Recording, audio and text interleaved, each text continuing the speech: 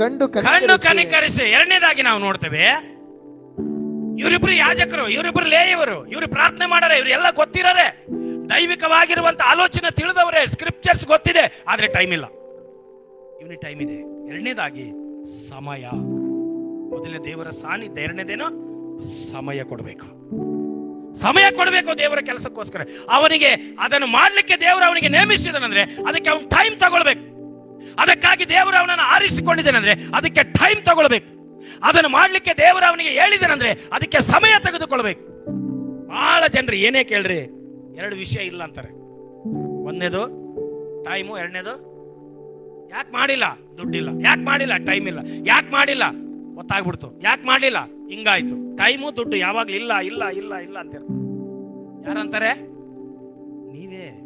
ಯಾರು ಬಹಳ ಆಶ್ಚರ್ಯ, ಯಾರು ಇರ್ಬೋದಪ್ಪ ಅಂತ ನೋಡ್ಬಿಟ್ರೆ ನೀವೇ. ಯಾಕಮ್ಮ ಜಾಯ್ನ್ ಆಗಿಲ್ಲ ಪ್ರೇಯರ್ಗೆ? ಟೈಮ್ ಇದ್ದಿಲ್ಲ ಸರ್, ಲೇಟ್ ಆಗ್ಬಿಟ್ಟು ಸರ್.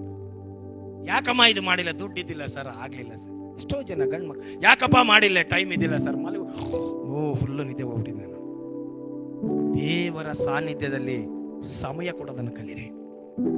ಇಲ್ಲಿ ದೇವರ ಕೆಲಸಕ್ಕೋಸ್ಕರ ಸಮಯ ಕೊಡೋದನ್ನು ಕಲೀರಿ. ದೇವರ ನೇಮಿಸಿದಂತ ಕೆಲಸಕ್ಕೋಸ್ಕರ ನಾವೇನ್ ಮಾಡಬೇಕು, ಸಮಯ ಕೊಡಬೇಕು. ಮೊದಲನೇದು, ನಾವ್ ಯಾಕೆ ಆಶೀರ್ವಾದಗಳನ್ನು ಹೊಂದುತ್ತಾ ಇಲ್ಲ, ನಾವ್ ಯಾಕೆ ನಮ್ಮ ಲೈಫ್ ಸಮೃದ್ಧಿಯ ದೇವ್ರ. ಈಗ ಕೇಳಿಸ್ಕೊಳ್ರಿ, ಬೆವರುರಿಸಿ ಕಷ್ಟಪಟ್ಟರೆ ಆಶೀರ್ವಾದ ಮಾಡ್ತದ, ಬೆವರು ಸುರಿಸಿದನೇ ಇದ್ರೆ ಆಶೀರ್ವಾದ ಬರ್ತದ. ಬೆವರು ಸುರಿಸದೇ ಇದ್ರೆ ಆಶೀರ್ವಾದ ಬರಲ್ಲ. ಬೆವರು ಸುರಿಸೋದು ಅನ್ನುವಂತ ಪದ ಎಲ್ಲಿಂದ ಬಂತು? ಆದಾಮ ಆದಿಕಾಂಡ ಎಲ್ಲಿಂದ ಬಂತು? ಏನು ಸಂದರ್ಭ ಏನದು? ಕೇಳಿಸ್ಕೊಳ್ರಿ. ನಿಮ್ಗೆ ಹೇಳಿದ್ರೆ ದೊಡ್ಡ ದೊಡ್ಡ ಸ್ಟೋರಿ ಹೇಳ್ತೀರಿ, ಹೇಳ್ರಿ. ದೇವರಿಗೆ ವಿರೋಧವಾಗಿ ಪಾಪ ಮಾಡಿದಾಗ ಹೇಳಿದಾಗ ದೇವರೇನ ಶಾಪ ಕೊಟ್ಟ. ಏನಂತ? ನನ್ನ ಮಗನೇ, ನಿನ್ನ ಜೀವನ ಪೂರ್ತಿ ನೀನು ಬೆವರು ಸುರಿಸು. ಬೆವರು ಸುರಿಸೋದು ಶಾಪನ ಆಶೀರ್ವಾದನ? ಹೇಳ್ರಿ. ಆಶೀರ್ವಾದ. ಬೆವರು ಸುರಿಸಂತ ದೇವರು ಅದನ್ನ ಆಶೀರ್ವಾದವಾಗಿ ಹೇಳಿದ, ಶಾಪವಾಗಿ ಕೊಟ್ನ. ಏನದಾಗರೆ? ಈಗ ಮೂವರಿಗೆ ಒಂದೊಂದು ಶಾಪ ಕೊಡ್ತಾನೆ ದೇವ್ರು. ಸರ್ಪಗೆ ಏನು ಶಾಪ ಕೊಡ್ತಾನೆ? ನಿನ್ ಜೀವನ ಪೂರ್ತಿ ಹೊಟ್ಟೆಯಲ್ಲೇ ಓಡಾಡ್ಬೇಕು, ನೀನು ಮಣ್ಣು ತಿಂದೇ ಬದುಕ್ಬೇಕು ನೀನು ಅಂತ ಹೇಳ್ಬಿಟ್ಟ. ಹೆಣ್ಣಿಗೆ ಏನ್ ಹೇಳ್ದ? ಸ್ತ್ರೀಗೆ, ಅವಳಿಗೆ, ಹೆಣ್ಣಲ್ಲ ಸ್ತ್ರೀ, ಏನ್ ಹೇಳ್ದ? ಅವಳಿಗೆ ಏನ್ ಹೇಳ್ದ ದೇವ್ರು? ನೀನು ಕಷ್ಟಪಟ್ಟು 9 ತಿಂಗಳು ಹೊತ್ತು ಹೆರಿಗೆ ನೋವು ಅನುಭವಿಸಲೇಬೇಕು, ಪ್ರಸವ ವೇದನೆ ಅನುಭವಿಸ್ಬೇಕು. ಆಶೀರ್ವಾದದಿಂದ ಹೇಳಿದ, ಶಾಪ ಕೊಟ್ಟು ಹೇಳ್ದ. ಗಂಡು ಮಗನಿಗೆ ಏನ್ ಹೇಳ್ದ? ನಾನು ತಿನ್ನಬಾರ್ದಂತ ಹಣ್ಣನ್ನು, ಅಲ್ಲಿ ವಚನ ಇದೆ, ನೀವು ಓದ್ಕೊಳ್ರಿ ಮನೆಗೆ, 3ನೇದಿದೆ. ನಾನು ತಿನ್ನಬಾರ್ದಂತ ಹೇಳಿದಂತ ಹಣ್ಣನ್ನು ನೀನು ತಿಂದು ನನಗೆ ನೀನೇನ್ ಮಾಡಿದೀಯಾ? ದ್ರೋಹ ಮಾಡಿದೀಯ. ಅದಕ್ಕಾಗಿ ನೀನು ದುಡಿಯುವಂತ ಎಲ್ಲ ದಿನಗಳ ಕಾಲ ಬೆವರು ಸುರಿಸಿ, ಅದಕ್ಕಿಂತ ಮುಂಚೆ ಕೆಲಸ ಮಾಡ್ಬೇಕಂತ ದೇವ್ರು ಹೇಳಿದಾನೆ ಇಲ್ಲ? ಹೇಳಿಲ್ವಾ?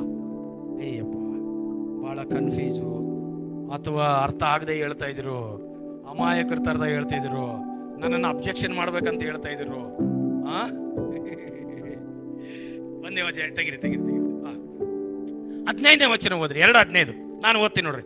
ಯೆಹೋವ ದೇವರು ಆ ಮನುಷ್ಯನನ್ನು ಕರ್ಕೊಂಡು ಹೋಗಿ ಏದೇನ್ ತೋಟವನ್ನು ವ್ಯವಸಾಯ ಮಾಡುವುದಕ್ಕೂ ಕಾಯುವುದಕ್ಕೂ ಅದರಲ್ಲಿ ಇಟ್ಟಿದ್ದನು.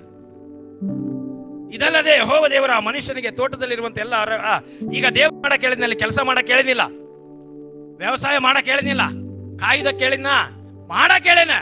ಬೆವ್ರಿಲ್ಲ ಅಲ್ಲಿ. ಬೆವ್ರು ಐತಲ್ಲಿ? ಬೆವ್ರು ಯಾವಾಗ ಬಂತು? ಅದನ್ನು ತೋರಿಸ್ತೀನಪ್ಪ. ಹಂಗ ಹೇಳಂಗಿಲ್ಲ, ಯಾಕಂದ್ರೆ ನೀವು ಹಂಗ ವಿಚಿತ್ರವಾಗಿ ನೋಡಕತ್ತೀರಿ. ಓಕೆ. 3ನೇ ಅಧ್ಯಾಯ 17ನೇ ವಚನ. ಗಂಡು ಮಗನಿಗೆ ದೇವರು ಏನು ಶಾಪ ಕೊಡ್ತಾನೆ? ಪುರುಷನೇ ತಿನ್ನಬಾರದೆಂದು ನಾನು ಪರಶುರಾಮನಿಗೆ, ಪುರುಷನಿಗೆ ಹೇಳ್ರಿ, ಪುರುಷನಿಗೆ ಆಜ್ಞಾಪಿಸಿದ ಮರದ ಫಲವನ್ನು ನಿನ್ನ ಹೆಂಡತಿಯ ಮಾತು ಕೇಳಿ ತಿಂದ ಕಾರಣ ನಿನ್ನ ನಿಮಿತ್ತ ಭೂಮಿಗೆ ಶಾಪ ಬಂತು. ನಿನ್ನ ಜೀವಮಾನವೆಲ್ಲ ದುಡ್ದು ದುಡ್ದು ದುಡ್ದು ದುಡ್ದು ಭೂಮಿ ಹುಟ್ಟಿ ಎಳೆಯನ್ನು ತಿನ್ಬೇಕು. ಆಮೇಲೆ ಈ ಭೂಮಿಯಲ್ಲಿ ಮುಳ್ಳು ಗಿಡಗಳು, ಕಳೆಗಳು ಬಹಳವಾಗಿ ಹುಟ್ಟು ಹೊಲದ ಬೆಳೆಯನ್ನು ಅನುಭವಿಸುವಿ. ತಿರುಗಿ ನೀನು ಮಣ್ಣಿಗೆ ಸೇರುವ ತನಕ ಬೆವರಿಡುತ್ತಾ.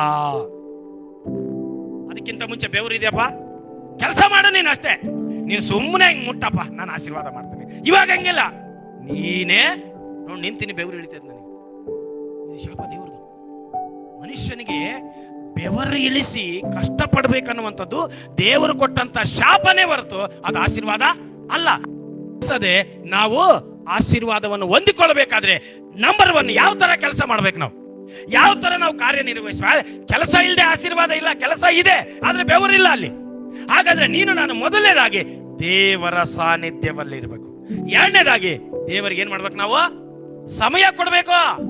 ದೇವರಿಗೆ ಸಮಯ ಕೊಡದೇ ಇದ್ರೆ ನಾವು ಆಶೀರ್ವಾದ ಹೊಂದಲ್ಲ. ಏನಂತಾರೆ, ಆದಾಮ ಹವ್ವ ದೇವರು ಬರುವಾಗ ಏನ್ ಮಾಡ್ತಿದ್ರೆ ಅಂತ ಆತನ ಜೊತೆಯಲ್ಲಿ ಸಮಯ ಕೊಡ್ತಾರೆ. ಎಷ್ಟು ಜನ ದೇವರಿಗೆ ಸಮಯ ಕೊಡ್ತೀರಿ? ಎಷ್ಟು ಜನ ದೇವರಿಗೆ ಸಮಯ ಕೊಡ್ತೀರಿ? ನಾನು ಹೇಳ್ತೀನಿ, ಹಣಕ್ಕಿಂತ ಹೇಳ್ರಿ, ಹಣಕ್ಕಿಂತ, ಸಂಪಾದನೆಗಿಂತ, ಆಸ್ತಿಗಿಂತ ಸಮಯ ಬಹಳ ಪ್ರಾಮುಖ್ಯ. ಒಬ್ರಿಗೆ ಹೇಳ್ತಾರೆ, ಹಣ ನಾವು ತಿರುಗಿ ಪಡ್ಕೊಳ್ಬಹುದು, ಹಣ ನಾವು ತಿರುಗಿ ವಾಪಸ್ ಪಡ್ಕೊಳ್ಬಹುದು, ಆದ್ರೆ ಸಮಯವನ್ನು ವಾಪಸ್ ಪಡ್ಕೊಳಕ್ಕೆ ಆಗೋದು. ನಿಮ್ಗೆಲ್ಲ ಗೊತ್ತಾ, ಹಣ ಬ್ಯಾಂಕಲ್ಲಿ ಇಡ್ಬೋದು, ಸಮಯನ ಬ್ಯಾಂಕಲ್ಲಿ ಇಡಕ್ ಆಗುತ್ತಾ? ಶುಕ್ರವಾರ ಕ್ಲಾಸ್ ಕೇಳಿದವ್ರು ಹೇಳ್ಬೇಕು, ಅವ್ರಂಗ್ ತಲೆ ಆಡಿಸ್ಬೇಡ್ರಿ. ಇಡ್ಬೋದಾ? ಖಂಡಿತ. ಆದ್ರೆ ಅದು ದೇವರ ಸನ್ನಿಧಿಯಲ್ಲೇ ಮಾತ್ರ, ಬೇರೆ ಎಲ್ಲಿ ಅದು ಇಲ್ಲ. ಅದಕ್ಕೆ ದೇವರಿಗೆ ಸಮಯ ಕೊಡ್ಬೇಕು. ದೇವರ ವಾಕ್ಯ ಹೇಳ್ತದೆ, ದೇವರ ಸಾನ್ನಿಧ್ಯದಲ್ಲಿ ಕೊಡುವಂತ ಪ್ರತಿಯೊಂದು ಸಮಯ, ಪ್ರತಿಯೊಂದು ಕ್ಷಣನೂ ಕೂಡ ನಮ್ಮ ಜೀವನದಲ್ಲಿ ಆಶೀರ್ವಾದವಾಗಿರ್ತದೆ. ದೇವರು ಯಾವುದು ವ್ಯರ್ಥವಾದದ್ದೊಂದು ನಮ್ಮ ಹತ್ರ ತರೋದಿಲ್ಲ. ದೇವರು ವ್ಯರ್ಥವಾದದ್ದು ಯಾವುದನ್ನು ಕೂಡ ನಮ್ಮ ಮುಂದೆ ಇಡೋದಿಲ್ಲ. ದೇವರು ವ್ಯರ್ಥವಾದದ್ದು ಯಾವುದನ್ನು ಕೂಡ ನಮಗೆ ಕೊಡೋದಿಲ್ಲ. ಅದಕ್ಕಾಗಿ ಎರಡನೇದಾಗಿ ದೇವರಿಗೆ ಸಮಯವನ್ನು ಕೊಡಬೇಕು. ಇಲ್ಲಿ ನಾವು ನೋಡ್ತೀವಿ, ಇವನು ಅರೆ ಜೀವದಲ್ಲಿ ಬಿದ್ದಿದ್ದಾನೆ, ಅವ್ರು ಬಂದರೆ ನನಗೆ ಟೈಮ್ ಇಲ್ಲ, ನಾನು ಬಹಳ ಬಿಜಿ ಇದ್ದೀನಿ, ನನಗೆ ಬಹಳ ಕೆಲಸ ಇದೆ, ನನಗೆ ಆಗಲ್ಲ ಅಂತ ಇಬ್ರು ಓಡಾಡ್ತಿದ್ದಾರೆ. ಒಬ್ಬನು ಮಾತ್ರ ಸಮಯ ಕೊಡ್ತಿದ್ದಾನೆ. ಹಲ್ಲೆಲೂಯಾ. ನೀನು ದೇವರ ಸನ್ನಿಧಾನದಲ್ಲಿ ಸಮಯ ಕೊಟ್ಟರೆ ಮಾತ್ರ ನೀನು ಇನ್ನೊಬ್ಬರನ್ನ ಆಶೀರ್ವಾದ ಮಾಡ್ತೀಯಾ, ನೀನು ಆಶೀರ್ವಾದ ಪಡ್ಕೊಳ್ತೀಯ. ನೀನು ಇನ್ನೊಬ್ಬರಿಗೆ ಕೃಪೆ ತೋರಿಸ್ತೀಯಾ, ಆ ಕೃಪೆ ನೀನು ಹೊಂದಿಕೊಳ್ತೀಯ.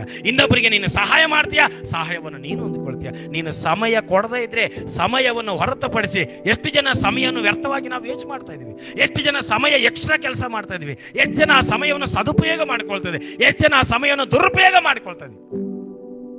ಎಲ್ಲರಿಗೂ ಎಷ್ಟು ತಾಸು? 26 ತಾಸು ಅಲ್ವಾ? 26 24 ತಾಸು ಎಲ್ಲರಿಗೂ ಅಷ್ಟೇ. ಕೆಲವರು ಓದ್ತಾನೆ, ಕೆಲವರು ಕೆಲಸ ಮಾಡ್ತಾನೆ, ಬೇರೆ ಬೇರೆ ಏನೇನೋ ಮಾಡಿ ಅವ್ರು ಏನ್ ಮಾಡ್ತಾ ಇದಾರೆ, ಎಕ್ಸ್ಟ್ರೀಮ್ ಆಗಿ ಕೆಲಸ ಮಾಡ್ತಾ ಇದಾರೆ, ಎಕ್ಸ್ಟ್ರೀಮ್ ಆಗಿ ಬೆಳೀತಾ ಇದಾರೆ, ಎಕ್ಸ್ಟ್ರೀಮ್ ಆಗಿ ತಿಳ್ಕೊಳ್ತಾ ಇದಾರೆ, ಎಕ್ಸ್ಟ್ರೀಮ್ ಆಗಿ ಆಗ್ತಾ ಇದಾರೆ. ಅವ್ರು ಮಾಡೋದಕ್ಕಿಂತ, ಅವ್ರ ವಯಸ್ಸಿಗಿಂತ, ಅವರ ಜ್ಞಾನಕ್ಕಿಂತ, ಅವರ ಬುದ್ಧಿಶಕ್ತಿಗಿಂತ, ಅವರಿರುವಂತ ಸ್ಥಾನಮಾನಕ್ಕಿಂತ ಇನ್ನೂ ಅಧಿಕಾವಧದ್ದು ಮಾಡ್ತಾ ಇದಾರೆ. ಹೇಗೆ ಸಾಧ್ಯ? ಅವರ ಸಮಯ ಅದಕ್ಕಾಗಿ ನಿಗದಿ ಮಾಡ್ತಾ ಇದ್ದಾರೆ. ನಾವು ಮೊಬೈಲ್ ಹಿಡ್ಕೊಂಡು ಕುಂತ್ರೆ ಪಕ್ಕದಲ್ಲಿ ಚೇಳು ಬಂದ್ರು ಕೂಡ ನಮಗೆ ಏನಿರೋದಿಲ್ಲ, ಹೋಗೋ ಅಂತಿರ್ತೀವಿ ಅಷ್ಟೇ. ಮೊಬೈಲ್ ಹಿಡ್ಕೊಂಡು ಕುಂತು ಬಿಟ್ರೆ ಎಷ್ಟೋ ಜನ ನನಗೆ ಬಹಳ ಬೇಜಾರು. ಎಷ್ಟೋ ಜನ ಮೊಬೈಲ್ ಹಿಡ್ಕೊಂಡು ಕುಂತು ರಾತ್ರಿ 12 ಗಂಟೆವರೆಗೆ ಎದ್ದಿರ್ತಾರೆ. ಬೆಳಿಗ್ಗೆ ಪ್ರಾರ್ಥನೆಗೆ ಎದ್ದಿಲ್ಲ ಅಂದ್ರೆ ನಿದ್ದೆ ಬಂದ್ಬಿಟ್ಟಿತ್ತು. ಯಾಕೆ ನಿದ್ದೆ? ನಾನು ಅದಕ್ಕೆ ಅವ್ರಿಗೆ ಹೇಳ್ತೀನಿ, ಎಷ್ಟು ತಾಸು ನಿದ್ದೆ ಮಾಡ್ಬೇಕ್ರಿ ಒಬ್ರು ಮನುಷ್ಯ ಹೇಳ್ರಿ? 2 7 6 ಹುಡುಗರು 6 ಅನ್ಬೇಡ್ರಿ, ನೀವು ಜಾಸ್ತಿ ಮಲಗಬೇಕು. 8 ತಾಸು ಅನ್ಕೊಳ್ರಪ್ಪ, ಅನ್ಕೊಳ್ರಿ, 1 ತಾಸು ಎಕ್ಸ್ಟ್ರಾ ಅನ್ಕೊಳ್ರಿ. 9 ಗಂಟೆಗೆ ಮಲಗ್ರಿ, 4 ಗಂಟೆಗೆ ಎದ್ದೇಳ್ರಿ. ಎಷ್ಟಾಗುತ್ತೆ ಲೆಕ್ಕ ಹಾಕ್ರಿ? 9 ಗಂಟೆಯಿಂದ 4 ಗಂಟೆವರೆಗೆ ಹಿಂಗ ಅಂತಂದ್ರೆ ಅಂದ್ರೆ ಒಳಗೆ ಲೆಕ್ಕ ಆಗ್ತಾ ಇದೆ ನಿಮ್ಗೆ. ಆಯ್ತಾ? ಬೇಡಪ್ಪ, 9:30 4:15 ಅದು ಬೇಡ ಬಿಡ್ರಿ. 10ರಿಂದ 5 ಗಂಟೆವರೆಗೆ ಬೆಸ್ಟ್ ಟೈಮ್ ಅಲ್ವಾ? 9:30 10 ಗಂಟೆ. ಕೆಲವು ಸೀರಿಯಲ್ಗಳು ಕೆಲವು ಆಗ್ತಾವ ಆ ಟೈಮಲ್ಲಿ, ಬಿಜಿ ಎಷ್ಟು 10 ಗಂಟೆಯಿಂದ 5 ಗಂಟೆವರೆಗೆ ಮಲಗ್ರಿ. ಎಷ್ಟಾಗುತ್ತೆ ಟೈಮು? ಸಾಕಷ್ಟು. ಇನ್ನೊಬ್ರು ಪ್ರೇರಲ್ಲಿ ಕುಂತಿರ್ತಾರೆ, ಹಿಂಗಿರ್ತದೆ. ಎದ್ದು ಮುಖ ತೊಳಿರಿ, ಫ್ರೆಶ್ ಅಪ್ ಆಗ್ರಿ, ಎದ್ದು ಮುಖ ತೊಳಿರಿ. ಸಮಯ, ನಾವೆಷ್ಟು ಸಮಯ ಕೊಡ್ತೀವಿ ಅನ್ನೋದು ಮುಖ್ಯ ಅಲ್ಲ, ಎಷ್ಟು ಕ್ವಾಲಿಟಿ ಟೈಮ್ ಕೊಡ್ತೀವಿ ಅನ್ನೋದು ಬಹಳ ಮುಖ್ಯ. ಅರ್ಥ ಆಯ್ತಾ ನಿಮಗೆ? ಈಗ ನಾನು ನಮ್ಮ ಮನೆಯಲ್ಲಿ ನಾವು ಪಾಸ್ಟಮರ್ ಬಹಳ ಮಾತಾಡ್ತಿರ್ತೀವಿ. ನಮಗೆ ಬಹಳ ಕ್ವಾಲಿಟಿ ಟೈಮ್ ನಾವಿಬ್ಬರು ಸರಿಯಾಗಿ ಏನಾದ್ರು ಕೊಡೋದೇ ಇಲ್ಲ. ನಾನು ಕೊಡೋದಿಲ್ಲ. ಅವ್ರು ಆ ಕಡೆ ರೂಮಲ್ಲಿ ಆ ಕಡೆ ತಿರುಗಿ ಬೈಬಲ್ ಓದ್ತಿರ್ತಾರೆ, ನಾನು ಈ ಕಡೆ ರೂಮಲ್ಲಿ ಚೇರಲ್ಲಿ ಕೂತಿರ್ತೀನಿ. ಆಗ್ಲೆಲ್ಲ ಮನೆಗೆ ಇರ್ತೀವಿ, ಜೊತೆಗೆ ಇರ್ತೀವಿ. ಅಡಿಗೆ ರೆಡಿ ಆಯ್ತು ಅಂದ್ರೆ ಆ ರೂಮಿಂದ ನಾನು ಬರ್ತೀನಿ, ಇವ್ರು ಬರ್ತೀನಿ. ನಾವು ಕ್ವಾಲಿಟಿ ಟೈಮ್ ಎಷ್ಟು ಕೊಡ್ತೀವಿ ಅನ್ನೋದು ಬಹಳ ಪ್ರಾಮುಖ್ಯ. ನಾನು ವಾಕ್ಯನೇ ಓದ್ತಾ ಇರ್ತೀನಿ, ಅವರು ವಾಕ್ಯನೇ ಓದ್ತಾ ಇರ್ತಾರೆ, ಬಟ್ ನಾವಿಬ್ಬರ ನಡುವೆಯಲ್ಲಿ ಎಷ್ಟು ಕ್ವಾಲಿಟಿ ಟೈಮ್ ಕೊಡ್ತೀವಿ ಅನ್ನೋದು ಮುಖ್ಯ. ಆದ್ರೆ ನೀನು ಆಡ್ತಿರ್ಬೋದು, ಏನೋ ಮಾಡ್ತಿರ್ಬೋದು, ಏನೇ ಇರ್ಬೋದು, ಕಣ್ಣು ಮುಚ್ಚಿರ್ಬೋದು, ಸುಮ್ಮನೆ ಕುಂತಿರ್ಬೋದು, ಆದ್ರೆ ಎಷ್ಟು ದೇವರೊಟ್ಟಿಗೆ ಕ್ವಾಲಿಟಿ ಟೈಮ್ ಕೊಡ್ತೀವಿ ಅನ್ನೋದು ಬಹಳ ಮುಖ್ಯ. ಹಲ್ಲೆಲೂಯಾ. ಅದಕ್ಕೆ ಎರಡನೇದಾಗಿ ಸಮಯ, ಎರಡನೇದಾಗೇನು ಸಮಯ. ಯಾಕೆ ನಾವು ಉದ್ಧಾರ ಆಗ್ತಾ ಇಲ್ಲ, ಯಾಕೆ ನಾವು ಬೆಳಿತಿಲ್ಲ, ಯಾಕೆ ಏಳಿಗೆ ಆಗ್ತಾ ಇಲ್ಲ? ವರ್ಷಾನುಗಟ್ಲೆ ಸಭೆಗೆ ಬರ್ತೀವಿ, ತಿಂಗಳಿಗಟ್ಲೆ ಸಭೆಗೆ ಬರ್ತೀವಿ, ಎಲ್ಲದನ್ನು ಬಿಟ್ಟುಕೊಟ್ಟು ಬರ್ತೀವಿ, ಆದ್ರೆ ಕ್ವಾಲಿಟಿ ಟೈಮ್ ನಾವು ದೇವರಿಗೆ ಕೊಡ್ತಾ ಇಲ್ಲ. ಅಮ್ಮ, ಅರ್ಥ ಆಗ್ತಾ ಇದೆಯಮ್ಮ? ಕ್ವಾಲಿಟಿ ಟೈಮ್ ದೇವರಿಗೆ ಕೊಡ್ತೀರಾ ನೀವು? ಎಷ್ಟೊತ್ತು ದೇವ್ರ ಹತ್ರ ಮಾತಾಡ್ತೀರಿ ನೀವು? ದೇವ್ರ ಮಾತು ಎಷ್ಟು ನೀವು ಸ್ವೀಕಾರ ಮಾಡ್ಕೊಳ್ತೀರಿ? ದೇವ್ರ ಸ್ವರ ಎಷ್ಟು ಕೇಳ್ತೀರಿ? ವಾಕ್ಯಗಳನ್ನು ಈಗ ನೋಡ್ರಿ, ಬಹಳ ಜನ ಹೇಳ್ತಾರೆ, ಪಾಸ್ಟ್ರೆ ನೀವು ವಾಕ್ಯ ಹೇಳ್ತಿರ್ತೀರಲ್ಲ ಅವಾಗೇ ನಮಗೆ ಅರ್ಥ ಆಗೋದು. ಎಷ್ಟೋ ಸರಿ ಅದನ್ನ ಬಹಳ ಸಾರಿ ಓದಿಬಿಟ್ಟಿರ್ತೀವಿ, ನಾವು ಹಂಗ ಅರ್ಥ ಆಗಿಲ್ಲ, ನಮಗೆ ಬೇರೆ ತರ ಅರ್ಥ ಆಗಿದೆ. ಯಾಕೆ? ನೀನು ಕ್ವಾಲಿಟಿ ಟೈಮ್ ಕೊಡು. ದೇವ್ರ ಮನಸ್ಸಲ್ಲಿರೋದೆಲ್ಲ ನಿನಗೆ ಹೇಳ್ತಾನೆ. ದೇವ್ರ ಮನಸ್ಸಲ್ಲಿರೋದು ನನಗೆ ಗೊತ್ತಾದ್ರೆ ನಾನು ಸುಲಭವಾಗಿ ಹೇಳ್ತೇನೆ. ದೇವ್ರ ಮನಸ್ಸು ಅರ್ಥ ಮಾಡ್ಕೊಳ್ಬೇಕಾದ್ರೆ ದೇವರೊಟ್ಟಿಗೆ ಹೆಚ್ಚು ಸಮಯ ಕೊಡ್ಬೇಕು, ದೇವರೊಟ್ಟಿಗೆ ಹೆಚ್ಚು ಸಮಯನ ಕೊಡ್ಬೇಕು, ದೇವರ ಜೊತೆ ಹೆಚ್ಚು ಕೂತ್ಕೊಳ್ಬೇಕು, ಹೆಚ್ಚು ಮಾತಾಡ್ಬೇಕು, ಹೆಚ್ಚು ಕೇಳಬೇಕು, ಹೆಚ್ಚು ನಾವು ಅಧಿಕಾರ ಪೂರ್ವಕವಾಗಿ ದೇವರಿಂದ ಸ್ವೀಕಾರ ಮಾಡ್ಕೊಳ್ಬೇಕು.